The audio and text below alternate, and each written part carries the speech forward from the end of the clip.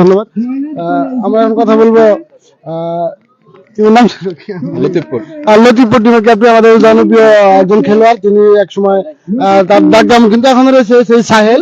আপনাদের সাথে পরিচয় করে দিচ্ছি। তিনি কিন্তু এমন সময় একটা সময় কিন্তু তার নাম ডাক মানে প্রত্যেকটা জায়গায় ছিল। আমরা ছোটবেলায় যখন ক্রিকেট খেলতাম তখনও এই নামটি ছিল, বিশেষ করে সাহেল কাজল, এই নামগুলো আমরা বেশি শুনতে পেতাম। তো আজকের এই টুর্নামেন্টে আপনারা সুন্দর খেলে সেমিফাইনালে আসছেন। তো এখন এটা কেমন লাগতেছে, এই যে আয়োজন করছে রেকাবরা, এটা কেমন লাগতেছে? আমি প্রথমেই ধন্যবাদ জানাবো মিম এবং মাহিকে। অনেকদিন পর আমাদের মাঠে এত সুন্দর একটা টুর্নামেন্ট হচ্ছে। দিন দিন দেখেন আপনি খেলাধুলা কিন্তু প্রায় গ্রামগঞ্জে মরেই যাচ্ছে। আমরা যখন খেলতাম গ্রামে অ্যাটলিস্ট 10টা-15টা ভালো প্লেয়ার ছিল, সবার এলাকা থেকে পাওয়া যেত। এখন কিন্তু সেটা নাই। পোলাপান এখন মোবাইল আসক্ত হয়ে যাচ্ছে, জুয়ায় আসক্ত হয়ে যাচ্ছে, তারপরে নেশা আসক্ত হয়ে যাচ্ছে। এখন খেলাধুলা আসলে মাঠে দরকার।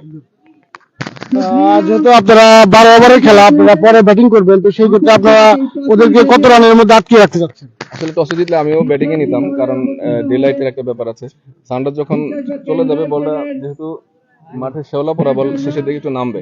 আমার টিমে যথেষ্ট ভালো বোলার আছে, 5টা বোলার আছে, যেহেতু 4টা বোলার লাগে না, বোলারে না। তো আপনার প্লেয়ারে আসলে দু একজন তারকার নাম যদি সকলকে একটু বলতে গেলে সুবিধা দিত। তো টেনিস খেলা এখন জনপ্রিয় হয়ে যাচ্ছে, জনপ্রিয় প্লেয়ার যেহেতু আসছে, দু একজন নাম বলে দিলে ভালো হয়। স্পেশালি বলবো আমার টিমে বোলার আছে আকিব, তারপর আছে শুভ, তারপর আছে নূর, রুমি, আর একটা আছে সাবমিলন, আর ব্যাটসম্যান রকি আছে, রুমি আছে। Enough enough. আচ্ছা, ধন্যবাদ লতিফপুরের সম্মানিত ক্যাপ্টেন সাহেল ভাইকে।